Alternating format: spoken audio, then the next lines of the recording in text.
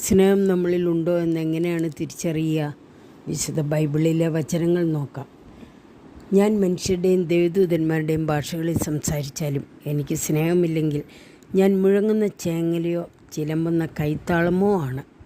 എനിക്ക് പ്രവചന വരമുണ്ടായിരിക്കുകയും സകല രഹസ്യങ്ങളും ഞാൻ ഗ്രഹിക്കുകയും ചെയ്താലും സകല വിജ്ഞാനവും മലകളെ മാറ്റാൻ തക്ക വിശ്വാസവും എനിക്കുണ്ടായാലും സ്നേഹമില്ലെങ്കിൽ ഞാൻ ഒന്നുമല്ല.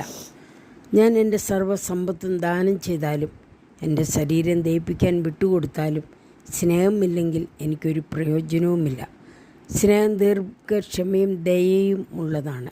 സ്നേഹം അസൂയപ്പെടുന്നില്ല, ആത്മപ്രശംസ ചെയ്യുന്നില്ല, അഹങ്കരിക്കുന്നില്ല.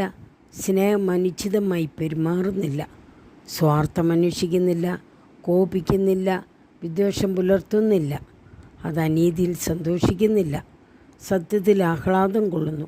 സ്നേഹം സകലതും സഹിക്കുന്നു, സകലതും വിശ്വസിക്കുന്നു, സകലതും പ്രത്യാശിക്കുന്നു, സകലത്തെയും അതിജീവിക്കുന്നു. സ്നേഹം ഒരിക്കലും അവസാനിക്കുന്നില്ല. സ്നേഹം, വിശ്വാസം, പ്രത്യാശ, സ്നേഹം ഇവ മൂന്ന് നിലനിൽക്കുന്നു. എന്നാൽ സ്നേഹമാണ് സർവോത്കൃഷ്ടം. സ്നേഹമായിരിക്കട്ടെ നിങ്ങളുടെ ലക്ഷ്യം. അതേസമയം ആത്മദാനങ്ങൾക്കായി, പ്രത്യേകിച്ച് വരങ്ങൾക്കായി തീക്ഷ്ണതയോടെ നിങ്ങൾ ആഗ്രഹിക്കുവിൻ.